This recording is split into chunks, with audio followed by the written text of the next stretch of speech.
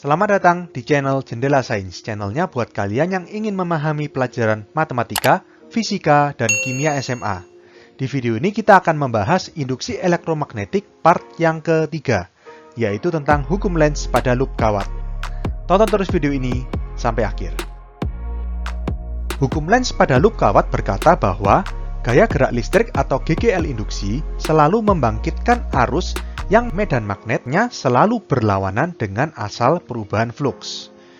Jadi rumusnya seperti ini, GGL induksi, sama ya seperti di part sebelumnya, epsilon in itu adalah GGL induksi, sama dengan min N BLV. N di sini adalah jumlah lilitan, B adalah medan magnet dalam Tesla, L sama dengan panjang kawat dalam meter, V adalah kecepatan gerak kawat dalam meter per sekon. Nah, terus kemudian ditambahkan lagi, ini ada I in. Kalau epsilon in itu kan GGL induksi. Kalau I in itu artinya arus induksi. Rumusnya seperti biasa ya, seperti pada hukum Ohm, kita kan tahu kalau I sama dengan V per R dan ampere sama dengan volt dibagi dengan Ohm. Sama di sini, arus induksi adalah GGL induksi dibagi dengan hambatan. I in sama dengan epsilon in dibagi dengan R. I in arus induksi dalam ampere, epsilon in ini GGL induksi dalam volt, dan R adalah hambatan dalam ohm.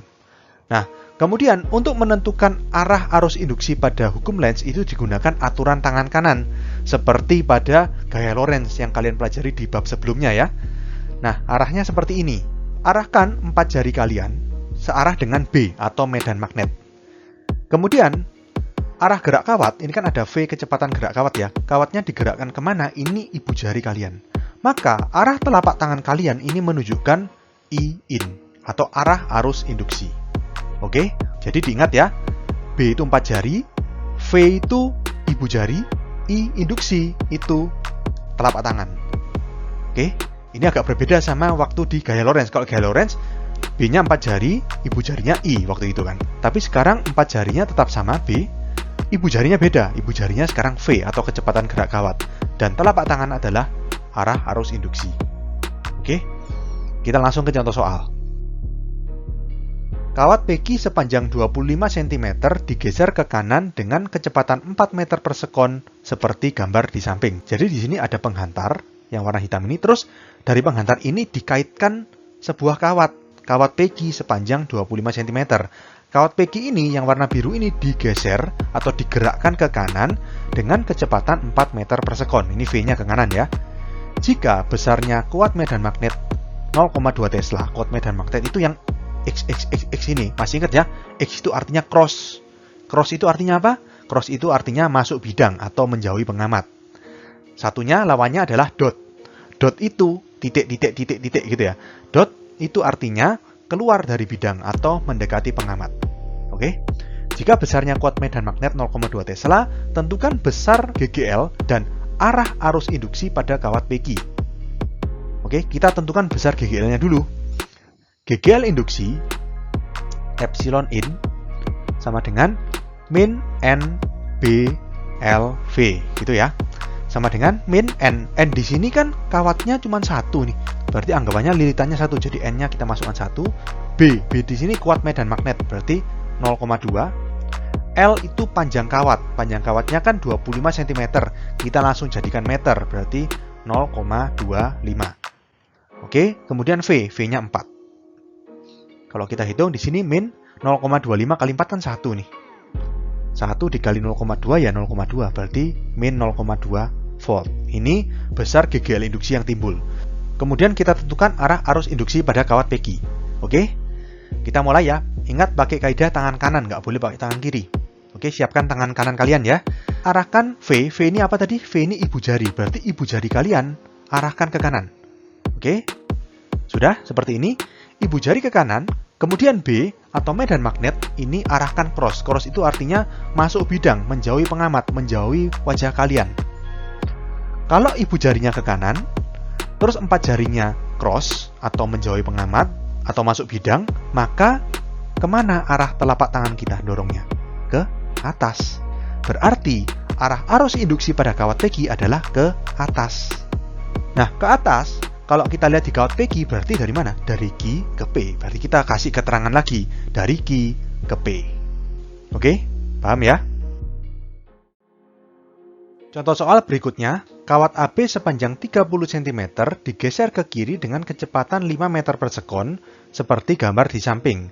Jika besarnya kuat medan magnet 2,5 kali 10 pangkat min 4 Tesla dan besar hambatan R adalah 15 ohm, maka tentukan besar dan arah arus induksi pada kawat AB.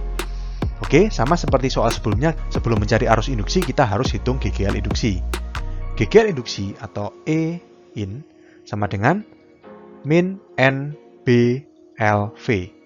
N-nya di sini nggak diketahui apa-apa ya, atau dianggap 1 lilitan berarti. 1 kali B-nya di situ kuat medan magnet 2,5 kali 10 pangkat min 4 kali L. L panjang kawatnya 30 cm, kita langsung jadikan meter, 0,3 dikali V. Kecepatannya 5 meter per sekon. Oke, kita hitung di sini berarti 2,5 kali 3 itu 0,75. 0,75 kali 5 3,75. Berarti min 3,75 kali 10 pangkat min 4 volt. Ini adalah GGL induksinya. Kemudian kita cari besar arus induksi. Berarti I in sama dengan epsilon induksi per R. Nah, berarti kan di sini min 3,75 ini tanda minusnya kalau dalam perhitungan ke sini ini nggak perlu dimasukkan. Jadi kita ambil angkanya aja. 3,75 dikali 10 pangkat min 4. Gini ya. Per R. R di sini hambatannya 15 ohm. 3,75 dibagi 15 itu 0,25. 0,25 kali 10 pangkat min 4. Atau kalau kita jadikan bentuk baku berarti 2,5 kali 10 pangkat min 5 ampere. Berarti arus induksi yang mengalir pada kawat AB adalah 2,5 kali 10 pangkat min 5 ampere. Nah, sekarang kita cari arahnya. Kalau arahnya bagaimana? Kalau arahnya berarti gini. Di sini kawat AB digerakkan ke kiri. Digerakkan ke kiri berarti arahkan ibu jari kalian ke kiri. Kemudian ini medan magnetnya dot, berarti arahkan 4 jari kalian mendekati pengamat atau mendekati wajah kalian. Oke, kalau sudah ibu jari ke kiri, 4 jari mendekati pengamat, berarti arah telapak tangan kemana? Berarti arah telapak tangan ke atas kan? Berarti ini arah arus induksinya adalah ke atas. Ke atas itu berarti dari B ke A. Gitu ya. Nah, terus saya mau menerangkan sedikit tambahan di sini ya. Tadi ini kan namanya hukum Lenz pada loop kawat. Artinya, arah arus induksi itu dari B ke A terus kemana? Berputar dia. Dari B ke A terus ke sini berarti. Nah, melewati hambatan terus kembali lagi ke B. Ngerti ya? Berarti kalau saya gambar arah arus induksinya adalah seperti ini. Ya, membentuk loop. Loop itu kan satu siklus, kayak seperti satu siklus atau satu lingkaran. Berarti arah seperti ini. Pada kawat AB arahnya ke atas atau dari B ke A. Oke, paham ya? Oke, sekian untuk video kali ini. Untuk melihat playlist lengkap dari bab ini, bisa kalian klik thumbnail playlist yang ada di sebelah kanan atas ini. Jika ada pertanyaan, saran, maupun kritik bisa kalian tulis di kolom komentar. Semoga bermanfaat dan sampai jumpa di video selanjutnya.